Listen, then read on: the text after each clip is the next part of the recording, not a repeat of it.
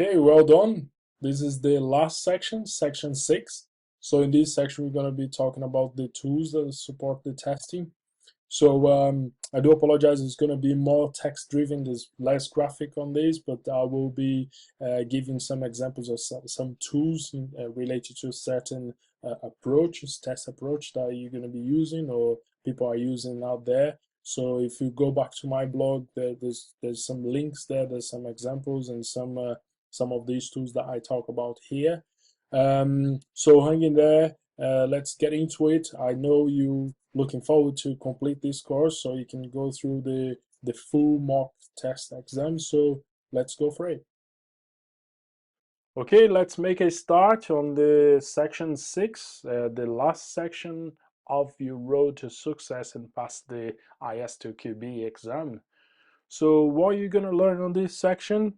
We're going to talk about test tools, the benefits of using the test tools, the risks of using test tools.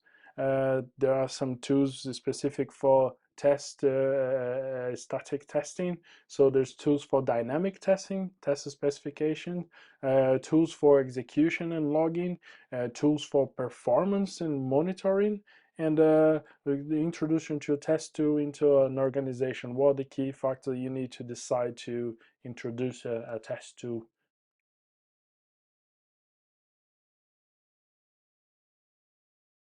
Types of test tools. Test automation or computer-aided software testing, CAST, is widely used in test organizations to support the test process.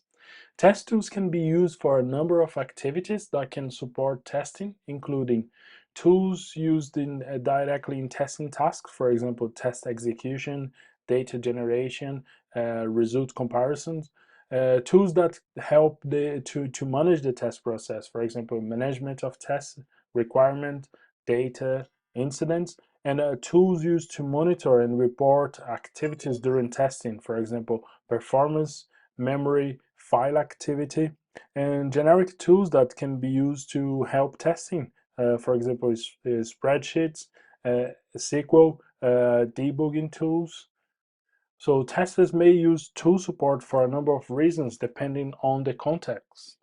Improve the efficiency of testing, for example, scripted test execution, support manual activities, for example, test planning, designing, or reporting, automate repetitive tasks, for example, regression tests, automation activities that are difficult to do manually, for example, static analysis or large-scale performance testing, and increase reliability of testing, for example, automating large data comparison or simulating behavior.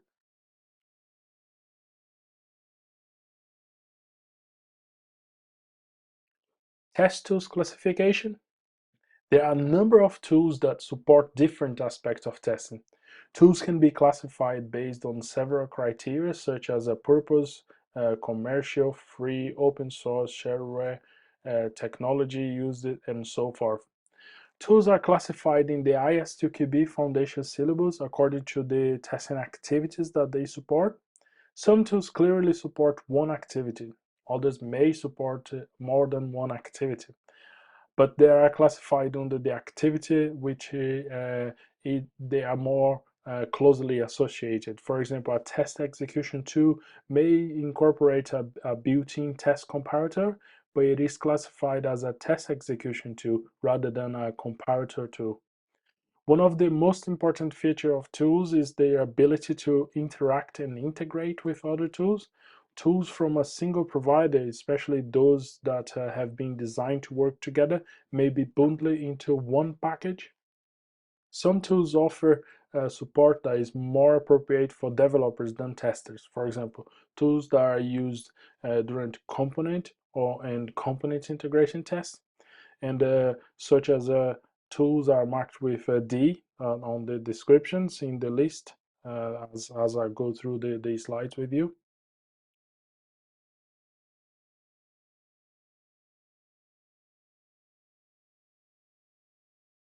Tool support for management of testing and tests.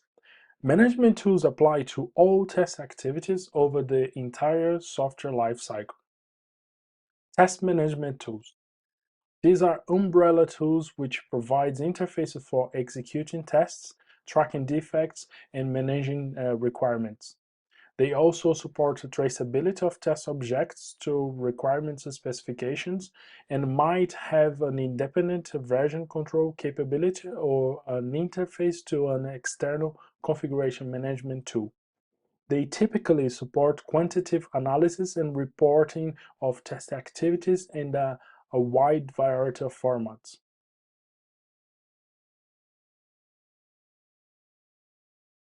Requirements management tools. These tools store business requirements in a central repository which incorporates unique identifiers, descriptions of functional and non-functional requirements, attributes such as source, priority, rationality, and status, links between requirements. So these tools may also help with identifying consistent, overlapping, or missing requirements and can support tracing the requirements to individual tests. So ARM, Automated Requirement Measurement, is a free tool provided by the NASA Goddard Space Flight Center to scan requirements specifications for specific words and phrases indicative of quality problems, such as a weak, fuzzy, or ambiguous terms that will inevitably lead to miscommunications.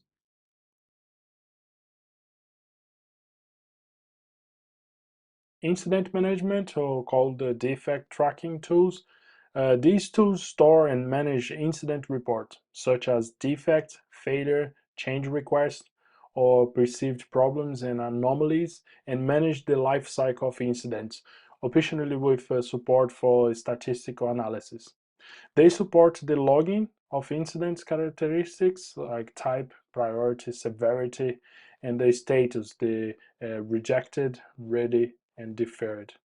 These may be bundled with other test management tools or available separately, including some free tools. Many tools can produce graphs based on different parameters from the mass of incident data that is typically logged during testing. So there are several tools out there, and the most commons are Jira, Mantis, Bugzilla, HPALM Quality Center.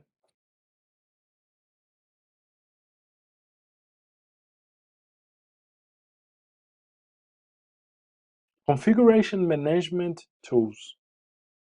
Although not strictly testing tools, these can support the test process. They are necessary for storage and version management of testware and related software, especially when configuring more than one hardware software environment in terms of operating system, versions, compilers, browsers, etc.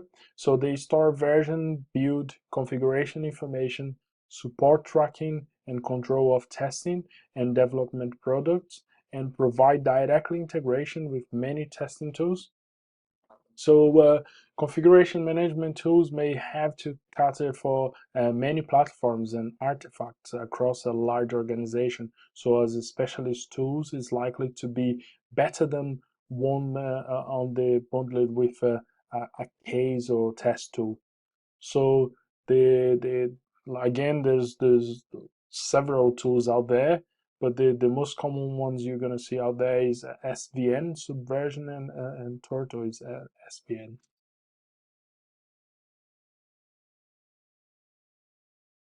Tool support for static testing. Static testing tools provide a cost-effective way of finding more defects at an early stage in the development process. So again, there's several tools out there. The most common ones are Eclipse, IntelliJ IDEA, Visual Studio.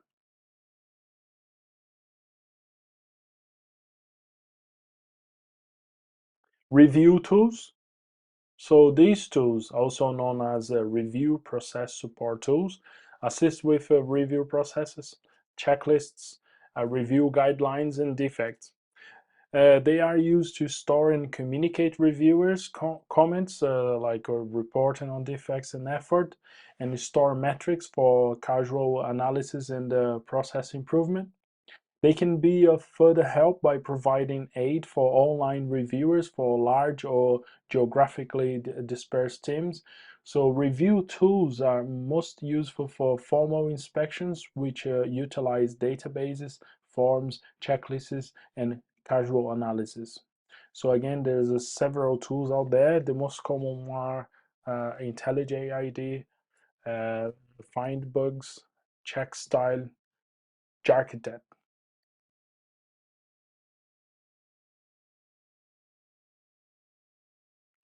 Static analysis tools.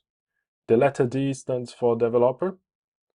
These tools help developers and testers find defects in source code prior to dynamic testing. So static analysis tools can provide complexity feedback for developers via various industry-defined metrics. They can analyze the structures and dependencies and help in planning and risk analysis. So subtle code errors and fault-prone code can often be found far more quickly using these tools than by visual inspections or testing.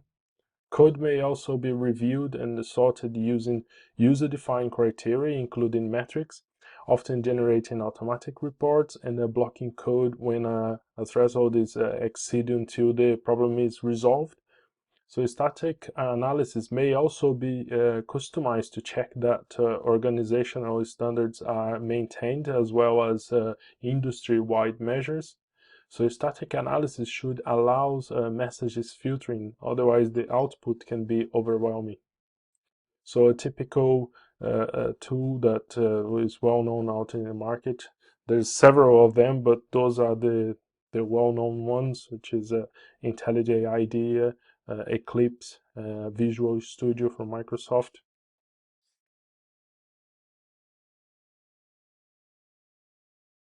Modeling tools. The D stands for developer. These tools are used to validate software models. For example, physical data model, activity model, process model, by enumerating inconsistencies and find defects. So these tools can often aid in generating some test cases based on the model. Although mainly used by designers and developers, modeling tools that record state transition diagrams or use case can also be suitable for testers. Even if they don't auto-generate tests, the way that sequence or state diagrams show transition is ideally suited to deriving tests. So similarly, a use case that describes pre and post conditions and a series of steps simplifies the test design process. So there are several tools out there, but the most common ones are Microsoft Visual, MySQL Workbench, NetBeans, Eclipse UML 2 tools.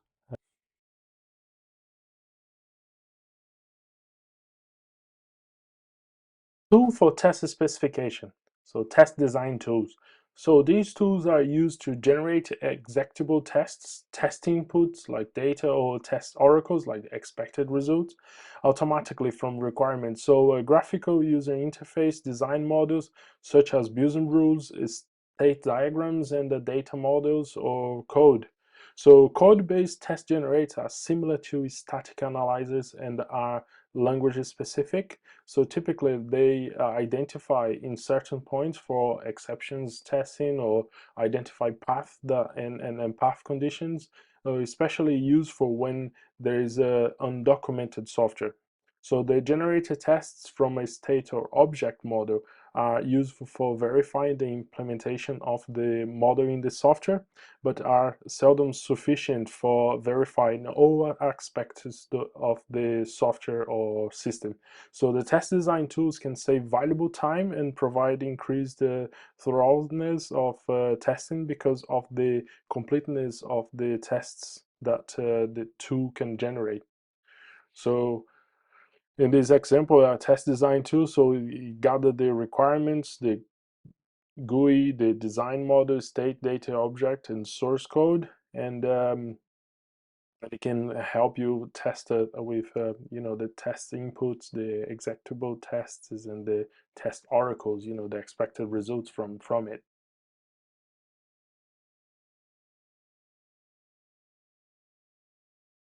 Continuing with the tool for test specification, this is the data preparation tools we're going to talk about. So test data preparation tools manipulate databases, files, or data transmissions to set up test data to be used during the execution of tests.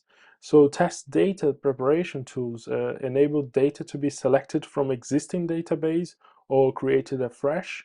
If tests are using copies of production data with sensitive information, these tools can ensure security through the data anonymity. Large-scale random data can be generated according to defined business rules. So base data records will need to be set up in a certain state, which will enable test cases to work. This may require a complex series of transactions to achieve, but can more easily achieved by artificial means. So again, out there's several tools about these data preparation tools, but the most common ones is MySQL Workbench, GS Apps, and Data Tech.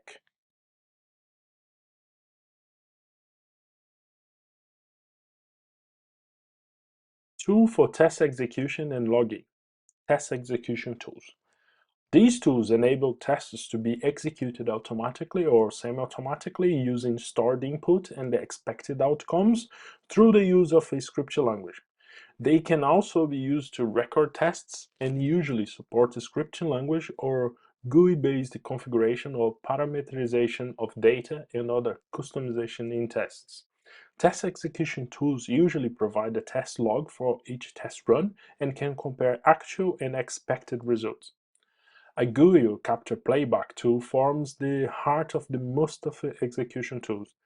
Keystrokes and mouse pointers actions are intercepted by the tool and stored in a test script, which will enable replay.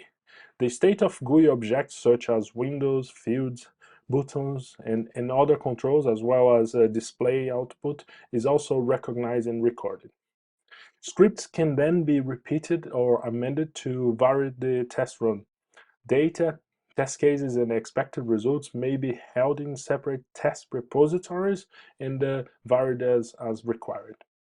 So out there's loads of tools, but the most common ones are Zephyr, TestFlow for Jira, QA Complete, HP Quality Center, IBM Rational.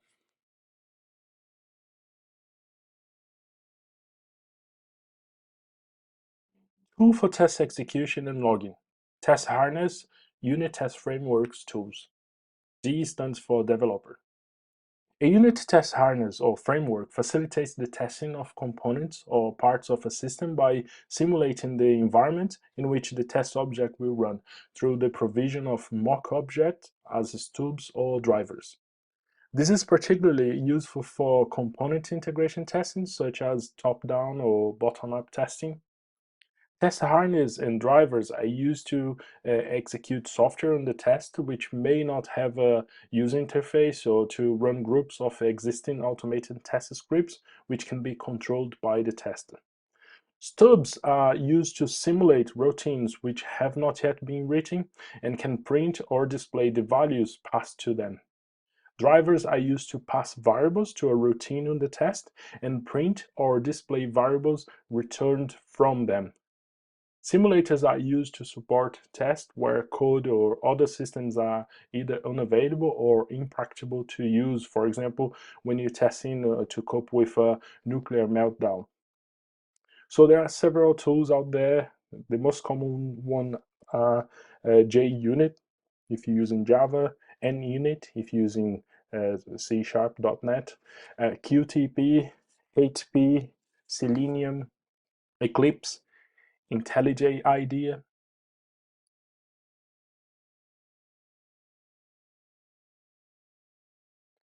Tool for test execution and logging. Test comparator tools. Test comparator tools are used to compare actual results and expected results by analyzing differences between files, databases, or test results. Standalone comparison tools normally deal with a range of file or database formats, but many test execution tools have built-in comparators that deal with characters screens, GUI objects, or bitmap images. These tools often have a filtering or masking capabilities so they can ignore rows or columns of data or arrays and screens. Comparator tools which check printed output are more specialized as they need to avoid throwing up differences on variable print data like page numbers, line numbers, run dates, and times. They do need to check whether the same message and values are present on the print files for the same identifier. For example, master file record code. So there are several tools out there, but the most common ones are UltraCompare, WinMerge, diffdoc, and WinDiff.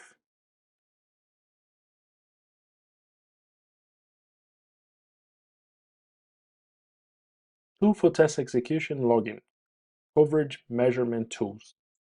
These tools measure the percentage of specific types of code structures that have been exercised by a set of dynamic tests. They may measure coverage of statements, branches, or decisions, and calls to modules or functions. They are used during a white box testing to measure actual coverage achieved by a set of structural tests. Such tools may be intrusive. For example, they add extra code to the software on the test to measure the coverage. This is known as the probe effect. Coverage measurement tools typically produce detailed coverage reports or graphs showing what code has been executed, the number of times particularly statements or decision outcomes have been executed, and non-executable statements such as declarations and comments.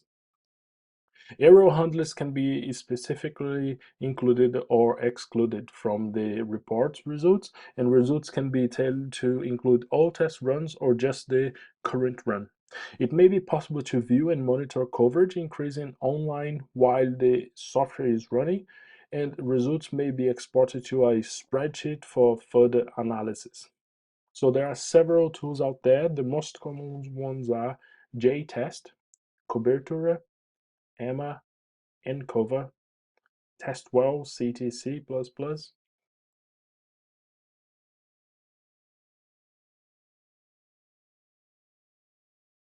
Tool for test execution logging, security tools. These tools are used to evaluate security characteristics of software, such as the ability of the software to protect data confidentially, integrity, authentication, authorization, availability, and non-repudiation. They can also check for viruses and denial of services attacks. Due to the nature of these tools, they are mostly focused on a particular technology, platform, and purpose. These are essential in order to protect confidential business systems and sensitive data from attacks on web-based or distributed systems. They are often very sophisticated tools and they are more likely to be used by a security specialist than by a typical tester. So again, there's several tools out there. The most common ones are SQL Map, Google No Go to Fall, Vega, Z Attack Proxy, or ZAP, or ZAP.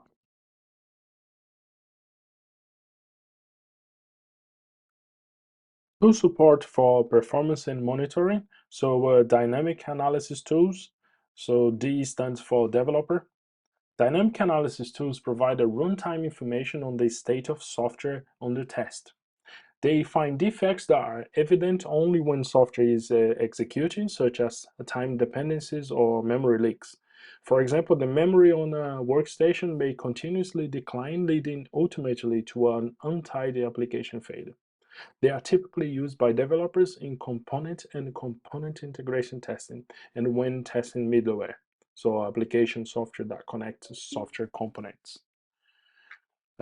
Continuing with performance load and stress testing tools. So the performance testing tools monitor and report on how a system behaves under a variety of simulated usage conditions in terms of number of concurrent users, the ramp up patterns, frequency, and the relative percentage of transactions. The purpose of a performance testing is to show that the system has the capacity to handle large numbers of users and transactions during normal operation, and the appeal periods to comply with any service level agreement, SLAs, on response times. Load testing assesses the capability of the infrastructure to handle the expected loads, while stress testing evaluates the system beyond its expected limits. The simulation of load is achieved by means of creating virtual users carrying out a selected set of transactions spread across various test machines, commonly known as load generators. Performance testing tools normally provide reports based on test logs and graphs of load against response times.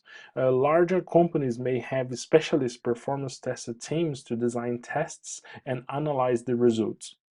So there are several tools out there. The most common ones are SQL Map, Google No to Fall, Vega, Z-Attack Proxy, or ZAP.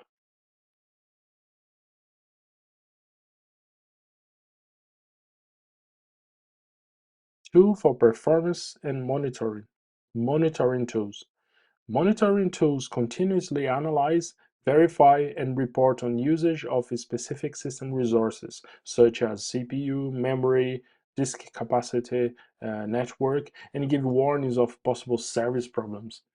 These are really part of systems management tools rather than being specialized tester tools, but can be used during dynamic testing to highlight system resources issues which might have an impact on availability, performance, or other SLAs. There are several tools out there. The most common ones are New Relic, Wing Feedback, Apps Watch, and the Engineer's Performance Monitor.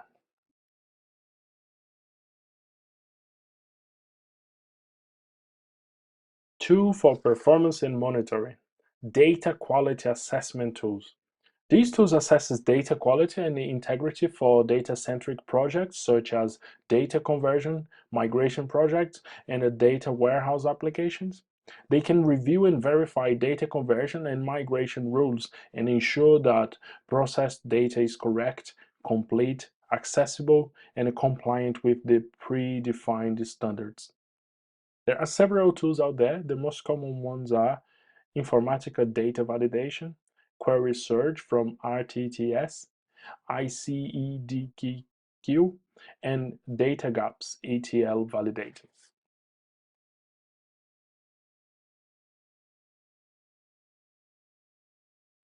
Effective use of tools for software testing. So the potential benefits and risks.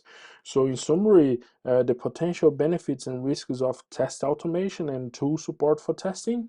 And also to this is going to help you remember special considerations for test execution tools, static analysis, and test management tools.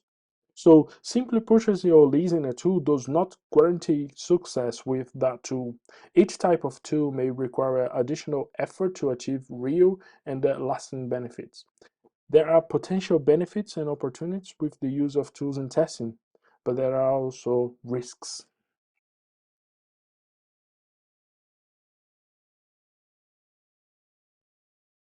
Effective use of tools, potential benefits. So the possible benefits of using tools are reduce repetitive work, for example, regression tests, re-enter the same test data, checking against coding standards, ensure greater consistency and repeatability, for example, tests executed in the same order with the same frequency, improve accuracy by removing human error, provide an objective assessment and reporting of static measures, coverage, and system behavior, maintain history of test documents, for example, test plans, specification, and logs, provide easy access to information about testing, for example, statistics and the graphs about test progress and incident rates.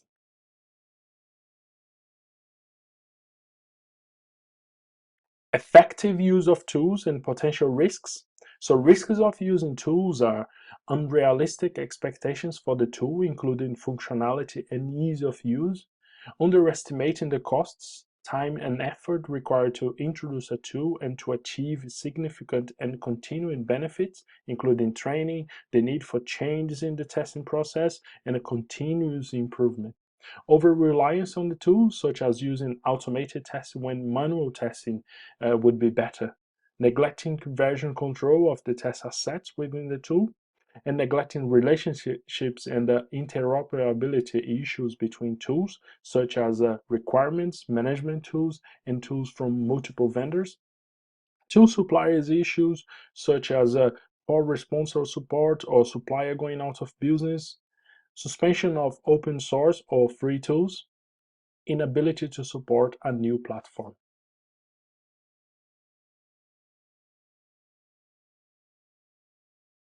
Special consideration for some types of tools. Some tools have particular issues which need careful consideration before being implemented within a testing organization. Static analysis tools. These tools execute tests using automated test scripts generated by recording the actions of a manual tester using capture replay technology.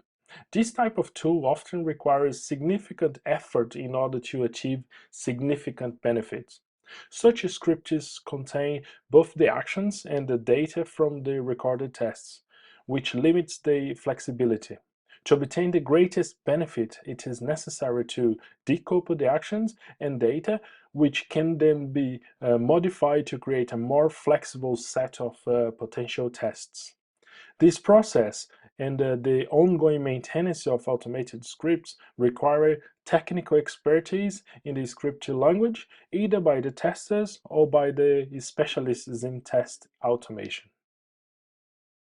A data-driven test approach separates out the test inputs, the data, usually into a spreadsheet, which then can be edited without knowledge of a scripting language. The generic test scripts contain the original actions, can then be run many times against different data in the spreadsheet, or against data generated using algorithms based on the configurable parameters at the runtime, versus a keyword-driven test approach separates out the actions in the form of a standard keywords into a spreadsheet. These can be modified by testers, even if they are not familiar with the scripting language, to define new tests tailored to the application being tested.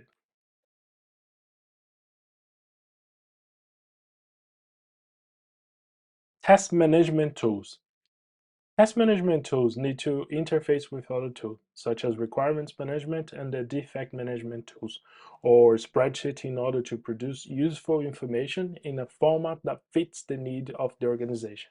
It is therefore essential to ensure that these tools can communicate successfully, particularly if they are from different suppliers.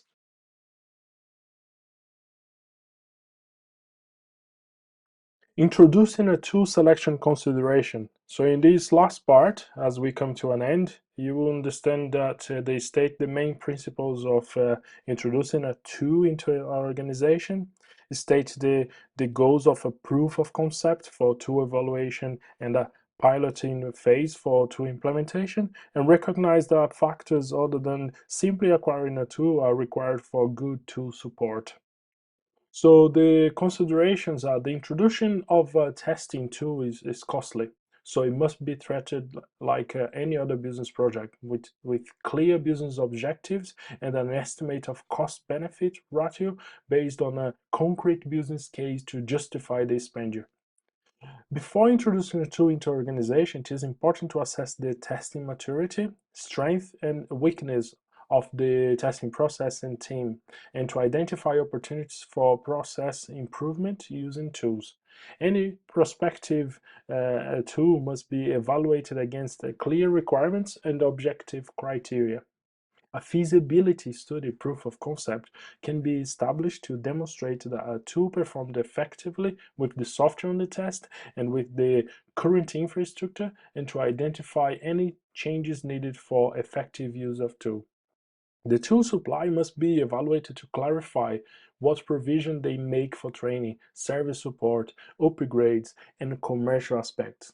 The test team's requirements for coaching and the mentoring should also be considered, especially the team's test and automation skills.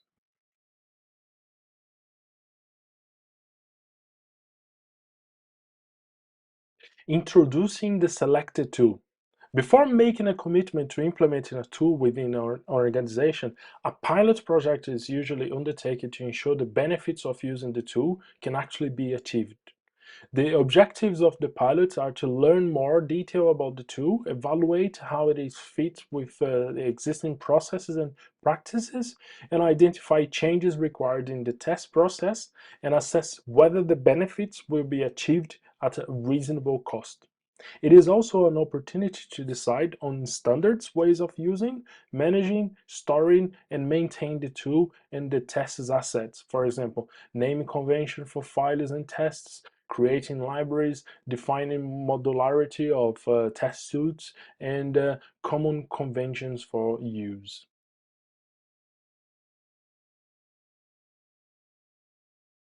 Deployment success factors.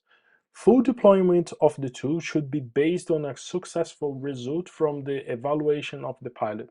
This should be assessed along with the implementation plan to ensure it is right to proceed and that everything is ready for a successful rollout.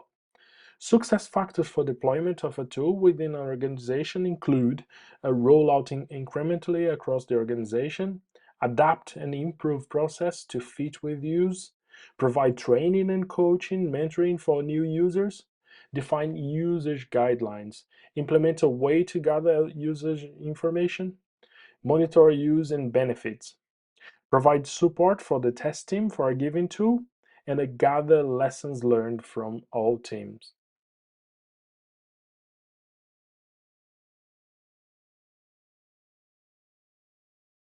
Now that we got to the end of the section 6, I want to thank you to follow me so far, and I want to congratulate you that you finished the sixth module. So in this particular section 6, what have you learned so far? So we talked about mainly about the test tools. So the benefits of the test tools, the risk of test tools, a list of tools for management and testing and the test, the list of tools for static testing, list of tools for test specification like dynamic, list of tools for testing execution and logging, tools for performance and monitoring, and steps for introducing a tool into an organization. Well done. So if you're watching this video right now, it means you completed the whole 6 sections. So we came to an end. So all the things from me, from my videos that you were been getting, it's a preparation for you to go and sit on the exam and pass. I'm confident that this information is sufficient for you to go and pass the exam. So just before you go, just don't forget to go into the mock exams down there and the papers.